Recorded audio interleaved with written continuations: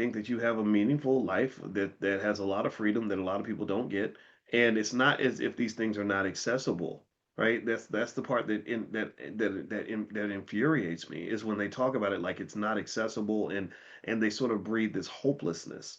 And I believe that they want you to be hopeless so that you'll put all your faith in them. I think that they do that like a corrupt pastor who says, nothing that you do can ever get you to heaven unless you give me money, unless you come to my church, unless you do what I say, right? And that's a dangerous amount of power for a pastor to have. You've seen where pastors have abused that.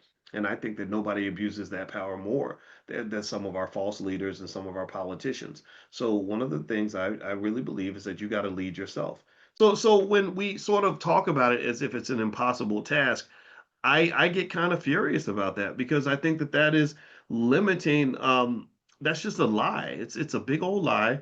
I've known, and the reason I enjoyed talking about this is because I think I have some credibility because I've been poor. I've probably been poorer than everybody in this room.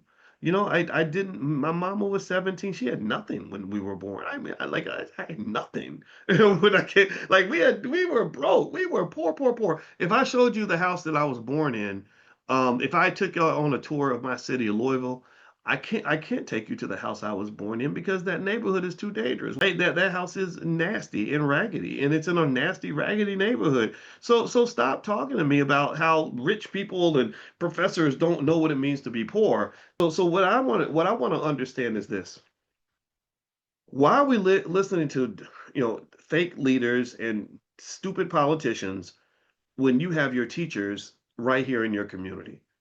You have people right there next to you that can explain to you the choices they made that helped them to get out of poverty, that helped them to get out of their situation.